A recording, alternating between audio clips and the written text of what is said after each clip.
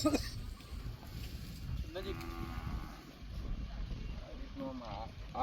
રીતનું આખું લેવાનું છે।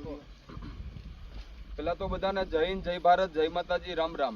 હું લોક સાહિત્યકાર જયદીપભાઈ ખુમાણ અને આજ જણાવતા ખૂબ આનંદ થાય છે કે પંચાળની ધીગી ધરતી ઉપર ચોટીલે ગઢ ચામુંડા અને ગેબીનાથ ગઢ થાન, આ તો હુરજ દેવળ ને હોણ ગઢ, ઈ તો ગઢ પર ગઢ ભગવાન। જે ધરતી ઉપર જે પરગણાની માલિકો ગઢ ઉપર ગઢ ભગવાન ત્યાં જ્યાં બહેણા છે એ પંચાળની ધરતી ઉપર આજ આવ્યા છે। અને કંડળેશ્વર મહાદેવ ગૌશાળા તેમાં ગુરુકૃપા ફાઉન્ડેશન દ્વારા 21 ઔષધિ વાળા લાડવા અને અપંગ ગાયું જે છે, જે આંધળી છે, અપંગ છે, એ આ ગૌશાળાની અંદર જે છે એમની સેવા કરવા માટે અમે અહીંયા આવ્યા છીએ। ત્યારે એક મને શ્લોક યાદ આવે છે કે ભાગવતની માલિકો કૃષ્ણ ભગવાન એમ કહે છે કે યદા યદા હિ ધર્મસ્ય અને ગ્લાનિર્ભરવતી ભારતમ, ભગવાને કીધું છે ને કે ધરાની માથે, ધરોહરની માથે વિવિધ પ્રકારના રૂપો ધારણ કરી અને ધર્મની રક્ષા કરવા માટે, ગૌત્રીની રક્ષા કરવા માટે વિવિધ પ્રકારના રૂપો ધારણ કરી અને અવતરતો રહે।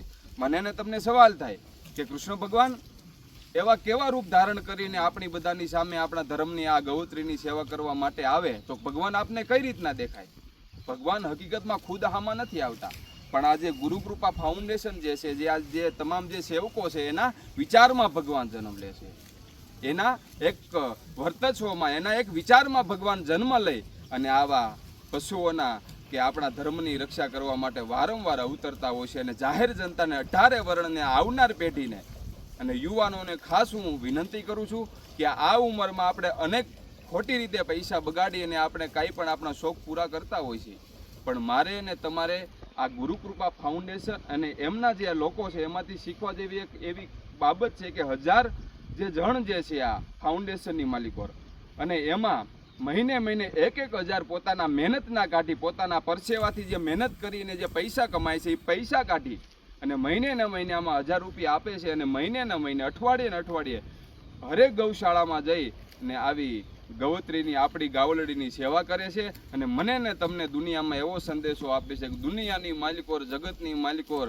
સેવા સિવાય કઈ મોટી વસ્તુ નથી। જય ભારત, જય માતાજી, રામ રામ। બોલો મહાવીર સ્વામી ભગવાન કી જય, કૃષ્ણ કનૈયા લાલ કી જય, ગૌ માતા કી જય। ફેરવી નાખજો આગળ પછી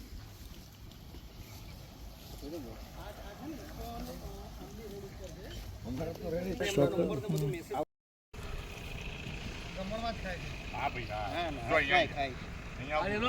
હા વિમલભાઈ આર્યા યાર ખાતી